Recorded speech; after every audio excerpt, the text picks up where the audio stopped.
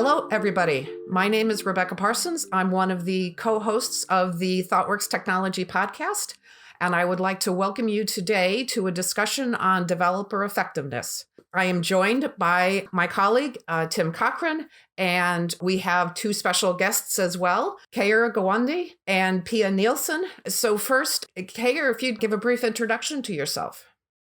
Sure. Hi, everyone. My name is Keyur. I am currently the Chief Architect and VP of Engineering at Etsy, and have been there for the last decade. Before Etsy, I worked at PayPal for 4 years as a software engineer. And Pia. Hi, everyone. I'm Pia, and I work at Spotify. I lead the platform developer experience department there, which I've been working in for 5 years approximately. Before that, I was an engineer for over a decade, and I have been a huge fan of the Thoughtworks books and articles. And Tim, why don't you tell us a little about yourself and then tell us a little bit about what this developer effectiveness stuff is all about. Sure. So my name's Tim Cochran. I'm technical director for the East Market at Thoughtworks. So I'm looking after the tech strategy and our engineers on the East Coast. I've been at Thoughtworks for 16 years, similar to Pierre and Keir, developer, and now not. And we work at Thoughtworks. We work with all different kinds of companies, different stages, different kinds of projects, and we'll talk more about that. So on the topic of developer effectiveness, so this came out of sort of a number of different things. Some of it was, as I mentioned, that we're able to work at different kinds of companies. So some of them are digital natives, like Etsy and Spotify, and others are enterprises, different sizes, completely different technology stacks, and then completely different stages of their journey towards DevOps nirvana and becoming embracing sort of digital practices, right? So working with these different companies, we were able to see sort of what some of the different engineering practices and some of the different output from what we're seeing, and ultimate output in terms of product. And then also in terms of the technology platforms and the environments that they built, right? And so what I did, and some of my colleagues with some of the research is try to identify what some of those things are from an effectiveness point of view. Now, the other competing things that sort of happens is we get a lot of people asking us, how do I make my developers more productive, right? It's this question.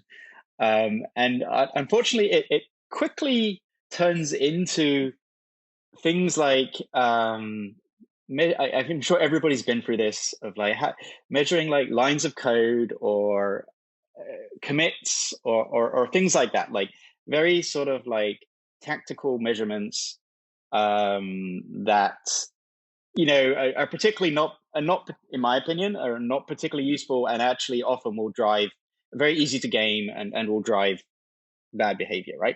But it's still a valid question, right? Like how do I make my team or my developers more productive? So to separate it, we use this term developer effectiveness. So it's more about how do I make my developers effective? How do I make sure that they're putting their energies and time to building the most useful products for their customers, right? Essentially, right? So a lot of it's about working, not necessarily working longer or harder, or hiring better, smarter people. It's just working smarter, using your time better, and making sure that the company is providing that environment that allows developers to be effective. So that's the broad concept, and I can go into a bit more details about some of the principles behind it, if you'd like. So, what we did essentially is take a look at what do developers do all day, what is the most of their time spent doing? And we just did a fair amount of research on that.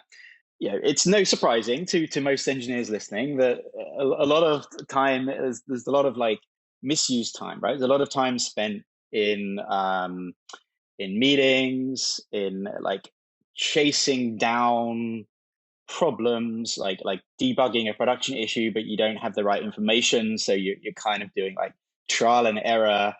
Let me try this, see if it works. There's lots of like trying to find information. So for example, I need a API documentation or technical documentation.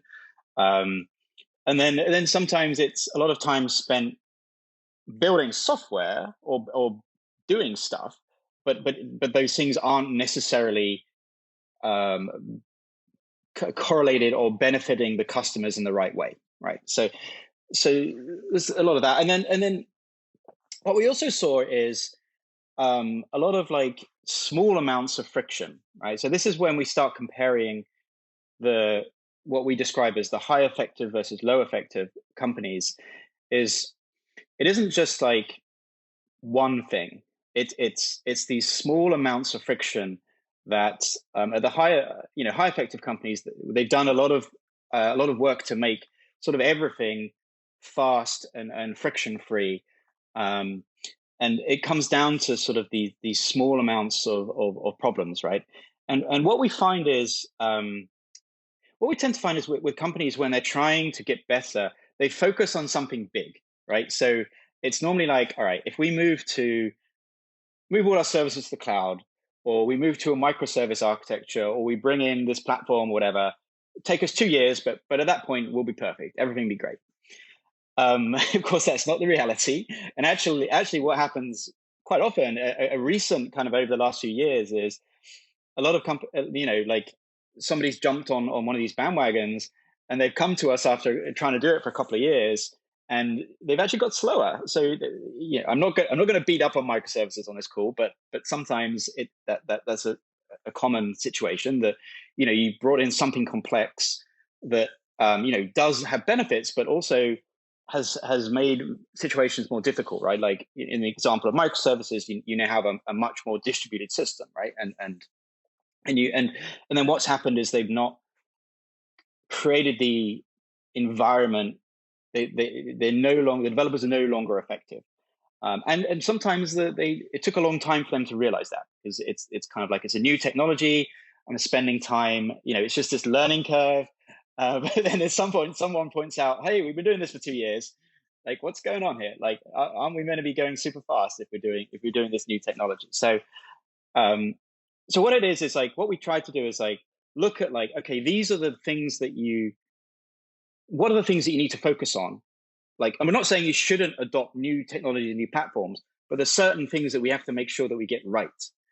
And this is where we start to talk about these feedback loops, where, if you look at like software development, it's a series of a way of looking at it is a series of feedback loops. Like, as an engineer or as a product delivery team, you do something and you want to get some validation, right? That validation might be from a peer, a person.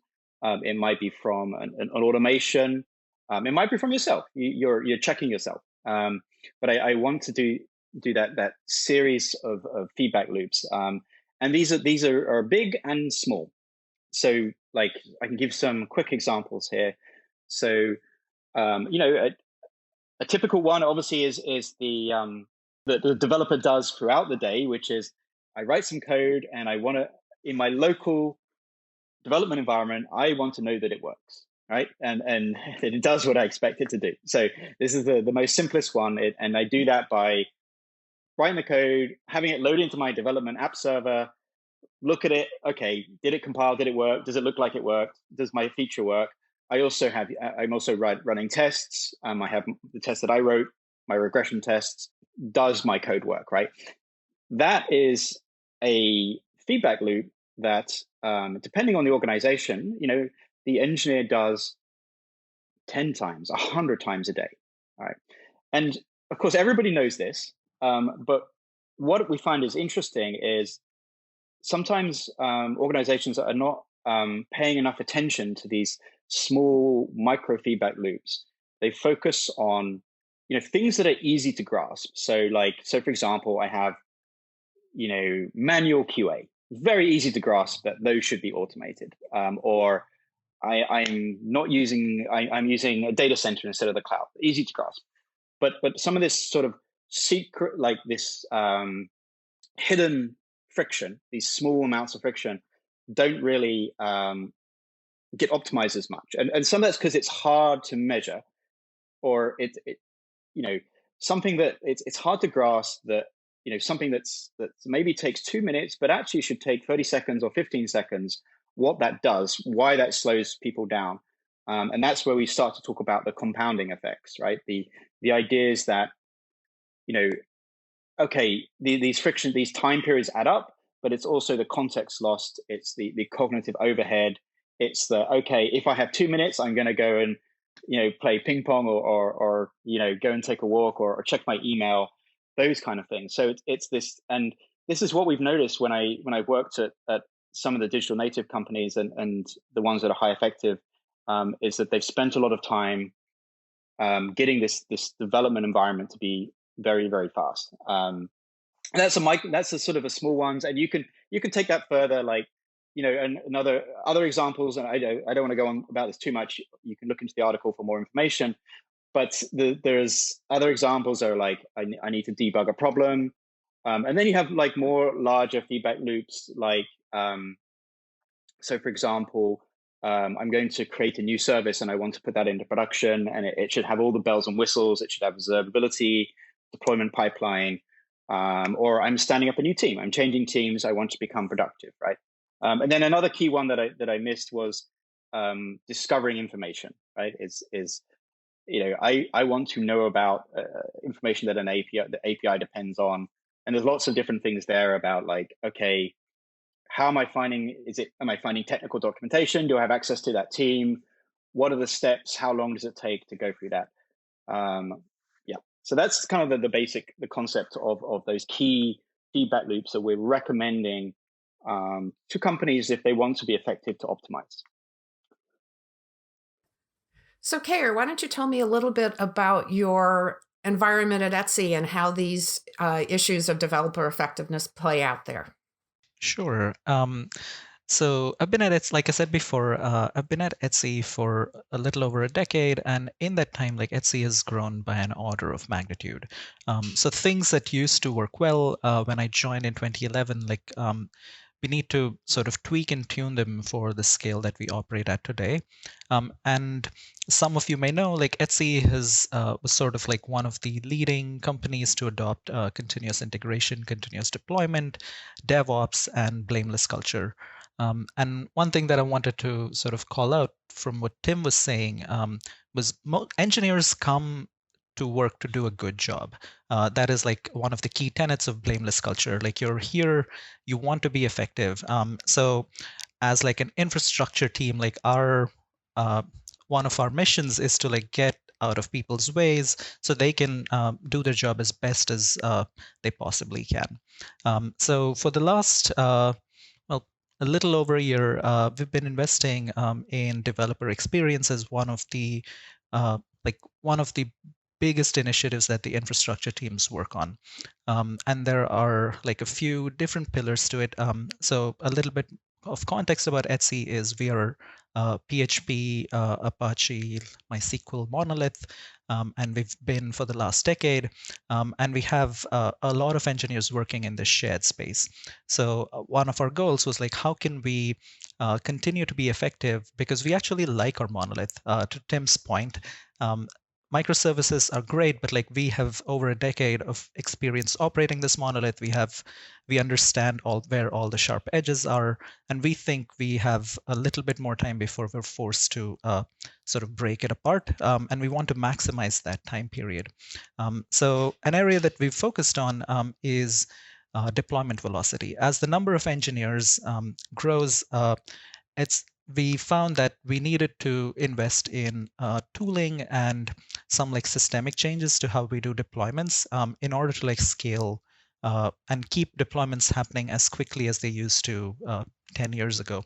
A a little bit more background about how we do deployments is like at Etsy, we rely on the engineer who wrote the code to be the one to push the button to go to production, or part of a group of engineers, but the human presses the button that ships the code onto production and makes it live. And we think that is really important because it creates a clear sense of ownership and accountability for maintaining the health of production.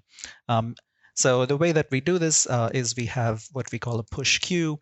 You join in and you there are a few more engineers might be with you on the train, and then all of you sort of collaborate to get your code to prod.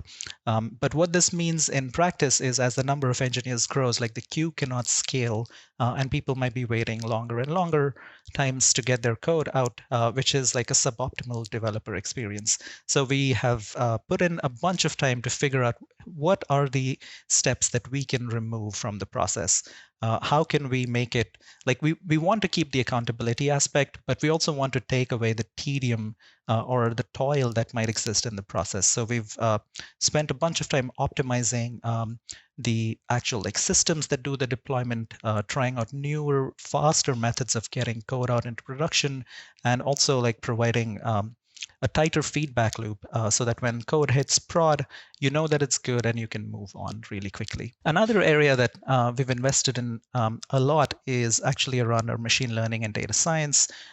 This one is particularly interesting because I feel like they're in their early stages of maturity. The problems in this space are similar to the problems that existed around developing web applications a decade ago. Like you want to do continuous integration, continuous deployment. You want to be able to test fast and shorten the feedback loop. But the domain is such that you're operating on vast amounts of data. The amount of computation required to gain confidence is a lot. The feedback loop might be hours long. So we're trying to figure out like what can we do in order to like bring those best practices that we already use in one side of Etsy into this other area where now there is like an explosion of engineers working in this space. So those are like two examples where we have focused on in the last year or so. Great, thank you. And Pia, why don't you tell us a little bit about how things work in Spotify? Absolutely. So when I joined Spotify in 2016, we hadn't built our product Backstage. And the challenges that we were facing at the time was that we were in hyper growth. So we were hiring super successfully, but our metrics were showing that we weren't increasing our productivity. So we were, of course, using the Accelerate metrics, and we were most relying on the deployment frequency metric. However, it was a higher function metric that was helping us notice this the most, which was our onboarding metric. So back in 2016, we noticed that our onboarding time was increasing rapidly over 60 days for one engineer to be called onboarded, which is the number of days it takes for an engineer to do their 10th pull request. So we were hiring really successfully, but becoming slower, you could say. So what did we do? We started asking our engineers. We ran user research to figure out what is blocking everyone's productivity. And they came back very strong with two main problems. First, it was the context switching. So the context switching was because we have had a very fragmented ecosystem. So why did we have a fragmented ecosystem? It has to do with our autonomous culture.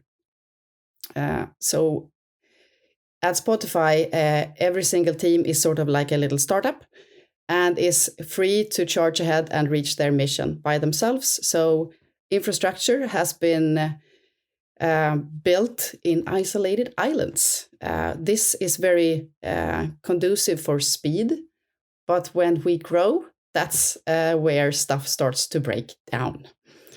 Of course, this leads to a lot of cognitive load for our engineers, hence the context switching as number one blocker.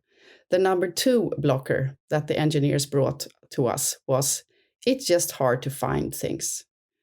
And you can, of course, see this. It's a fragmented ecosystem. So which service should I be integrating with as an engineer? Should I use the user data service that the customer service team has built? Or should I use the slightly different user data service that the premium team has built? Or should I just go ahead and build my own? This, of course, leads to further fragmentation. And we're back to problem number 1. So those were the 2 things that we discovered in our user research. What we did about this is that we realized, of course, we needed to have one place for everyone to go and find things so that we stopped this fragmentation spiral. That's why we started building Backstage. Building Backstage for us was an interesting journey as we have this autonomous team culture. We couldn't just build a central place and say, please use this now, everyone. So we had to build it with the entire R&D.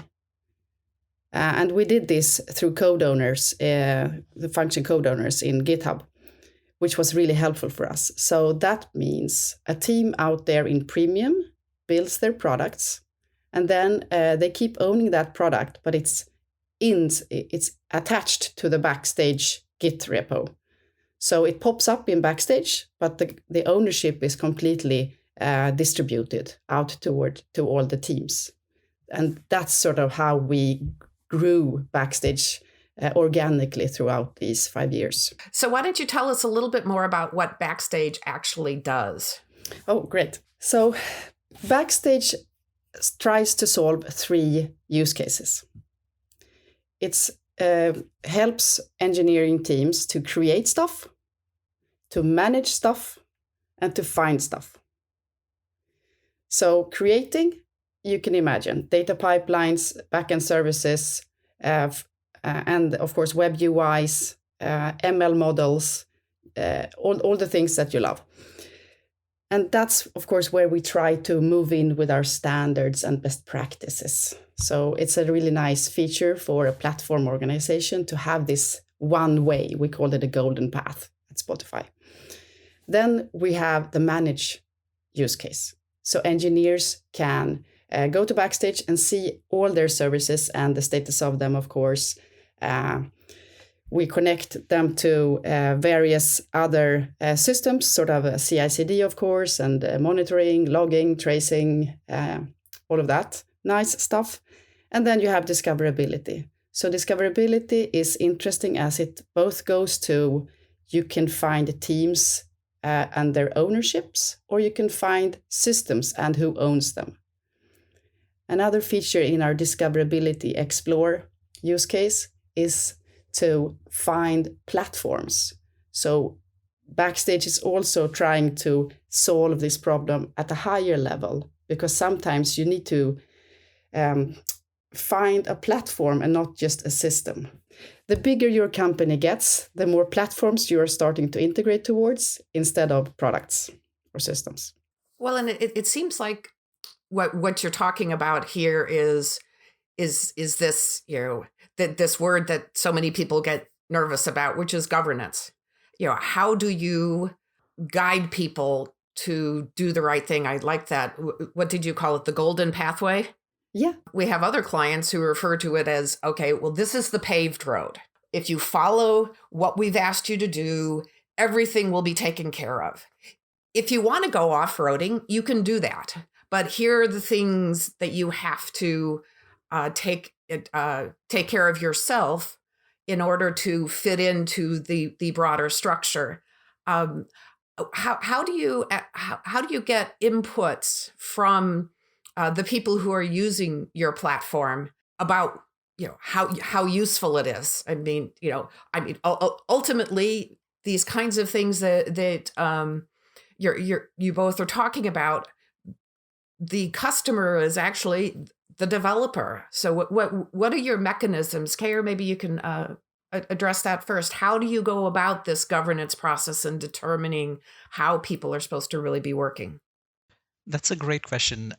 So partly at Etsy, the problem is a little bit differently shaped than it would be elsewhere, because we are a monolith. So we have the paved road is the monolith's way of doing things. So it's a monolithic PHP code base, a JavaScript thing in the same monorepo, and then a bunch of shards. So in terms of like building products, the paved road already exists because what you get by working in the monolith is everything that Pia just mentioned. Like you get CI/CD, you get all of the logging and monitoring that you would expect, tracing as well, and you get an SRE team attached to like maintaining the website. So when something happens, like you know who to page, and you know how to like get help when things are not going so great. The interesting piece for Etsy at this particular moment in time is like we have moved to the cloud, and we actually are now figuring out how can we start to develop outside the monolith. And that's where I think the governance issues are more interesting, because we don't like we're building some paved roads for people to be able to deploy services, and we're still trying to figure out what is the best way to wrangle the complexity here. What we do at Etsy today is we do, I guess, two things. One, for people deploying new services, like we have an architecture advisory group. It's a group of facilitators to whom you can bring technical questions, and they will connect the dots for you across the company. There are representatives on it from all the departments at Etsy, engineering departments.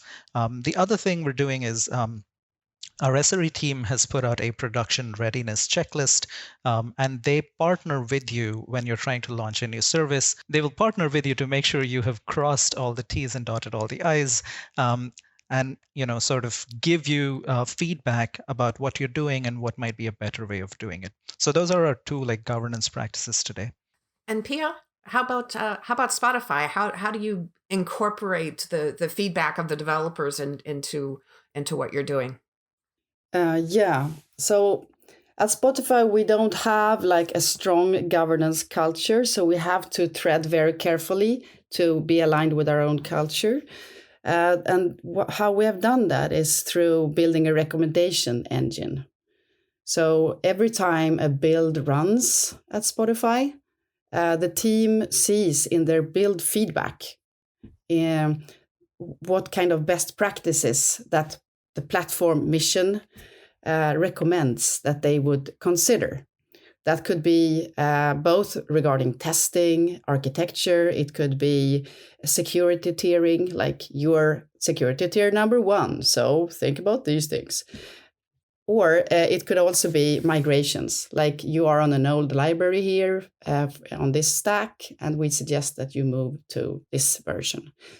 And then under each recommendation, we call them checks.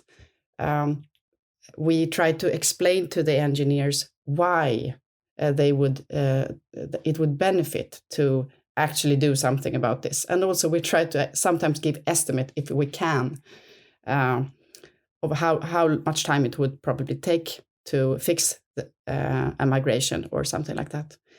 We also do one other thing, and we call it internally fleet management, which is that we try to basically take this pain from our engineers. So how do we do that? I mentioned earlier we have these golden paths. So we measure all systems at Spotify, how close they are to the golden paths. And if they are on the golden path, we call them they are in the golden state.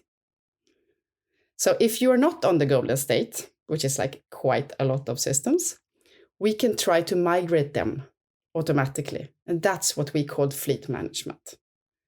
How we do that is we push out a lot of automatic pull requests. So the teams have the freedom to merge them, of course. And sometimes we also auto-merge when we're like super confident that it wouldn't disturb production, of course.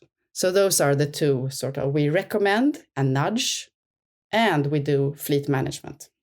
So Tim, both of these examples are digital natives, but we spend a lot of time dealing with enterprises. That nice generic word. How do these things play out when you move out of the digital native arena into enterprises with potentially much larger development organizations, more legacy, different kinds of processes? Yeah, sure. So this is something that obviously at Thoughtworks we're working with a lot of enterprises that, as you said, have a lot of legacy. What we're seeing actually is a lot of the concepts that Kiera and Pia have been talking about have started to permeate the industry, right? And people are recognizing that new ways of governance is a good idea, right? And they're recognizing that developer happiness is important because it's a challenging market at the moment, and also like motivated developers are more productive. Those kind of things. So everyone is recognizing that DevOps culture is obviously that's been around for a while. The other thing that we're seeing that the companies are really moving towards is these ideas of platform teams, right? It's accepting that there are going to be some teams that are building, developing code for engineers, right?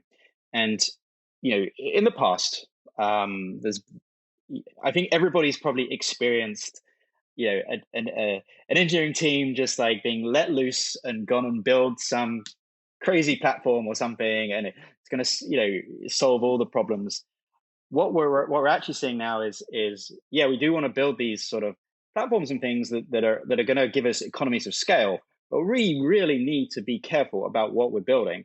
What we do is we apply the product management techniques that you do for your product to your platforms and your technical capabilities, right? And so you prioritize in the same way, you talk to your users in the same way, you A/B test, you get feedback, all the same things. And it's not an opportunity just to sort of flex your technical muscle. It's we're actually trying to build useful things, and also in an incremental way. Like as product development is working, we want to build it in an incremental way. We want to provide new improvements.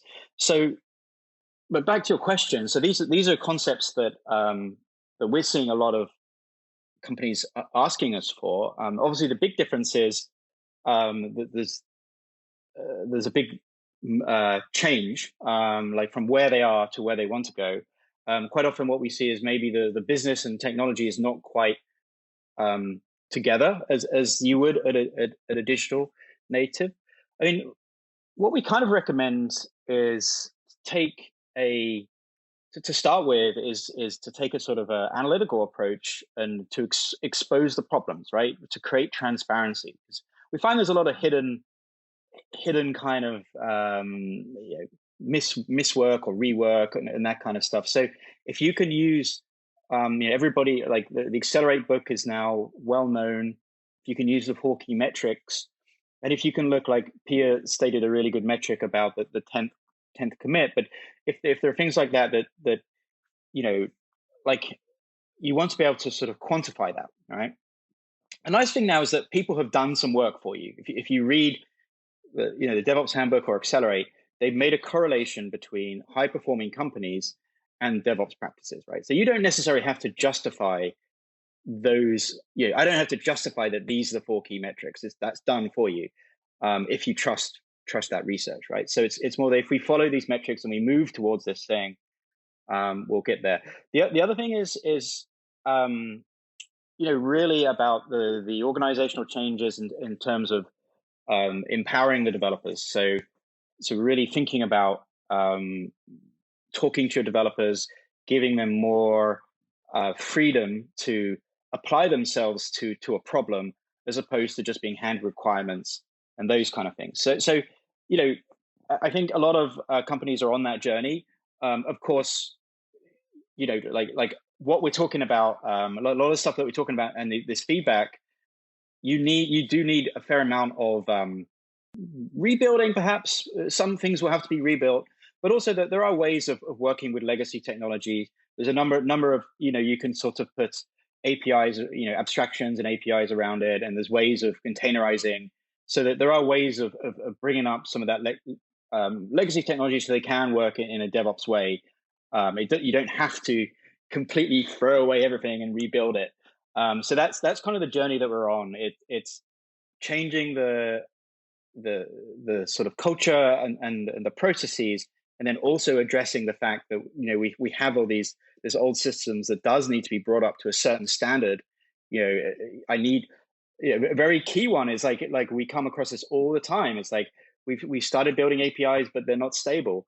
And if you're really going to have ownership, you have to, and you're providing APIs to the rest of your company. They have you have to be able to rely on it, and that's something that we see a lot of companies struggling with as they move towards adopting APIs and DevOps culture and things like that. Thank you. And so, Pia, do you have other suggestions for how you might justify investment in these kinds of tools? Clearly, Spotify has invested a great deal already. Do you find you have to argue for the value of this? And if so, how do you do it? I think at Spotify, it's pretty clear that this has brought a huge value to the company, as we are using kind of clear metrics and we can see the difference. So at Spotify, we were able to move the onboarding metric that I mentioned earlier from over 60 days to a stable 20. So it takes 20 days for an engineer to do their 10th pull request, which is our target. And if you have numbers like that in your organization that people can understand, that has a business relationship, onboarding, for example, everyone gets that, and it's important. I find there is kind of easy to get buy-in for investment in developer experience. We rely heavily on metrics, and we run an engineering satisfaction survey every quarter with a third of our engineering population. And that gives us a lot of data, like what are the key blockers? That's one question. So we can really track how are we doing on the context switching, for example? How are we doing on the inter-team dependencies blockers? So I think metrics is the way to go. And there are sort of higher level metrics that one can use and combine with the accelerate metrics. And Kayer, how about at Etsy? I'll say that I guess my answer will be very similar to Pia's. So we, for the last decade or so, we've been tracking our lead time. So it's once you have a commit, that's good to go. Like how quickly does it get to production? And the thing that I think we are all proud of is that through all the growth that we have seen, the metric has remained flat. So as the complexity of the code base has grown and as the number of people working in it has grown, we've still been able to deploy at the same velocity that we used to when we were much, much smaller. So keeping an eye on some systemic things like this has helped us sort of make the case for, when things slow down, we need to invest in this, because this is how shipping code is how a technology company grows and makes money. So the other thing I was going to say that we have started doing for the last 15 or 18 months is we run a quarterly NPS survey with our engineers, and we get about a 50 or 60% response rate, and we're asking them the one question with an empty text box to fill in, how would you recommend working in whichever one of the monoliths at Etsy that you're working in, from 1 to 10, and we have what we have been able to show to engineering leadership is a steady upward trend in terms of people's satisfaction with working in the code base. So that has been a good sort of measure of our success, and the empty text box lets people give us very direct feedback about what is not working for them, and we do a bunch of grouping and collation to figure out what might be the next area that we want to tackle. As an example, one thing that has come out of that is JavaScript build times. Like as a downside of the monolith, like all of our JavaScript is, in a handful of bundles, and it has grown. And we need to now sort of be able to scale that build aspect of JavaScript to keep up with like people's experience and expectation around like, I'm going to save this file and I'm going to refresh my browser and it's going to show up. It's no longer like that fast. So we're putting in some effort to bring it back to sort of like to keep the waiting aspect of this feedback loop really small. Well, thank you very much for taking the time to share your stories with our audience. And thank you, Tim, for setting the overall context for us and helping us understand why we need to be thinking about things like not just developer experience, which you actually hear a great deal about, but the broader issue of how effective can a developer be in the organization and what can we do to improve that effectiveness. So thank you very much, Keyur, Pia, and Tim.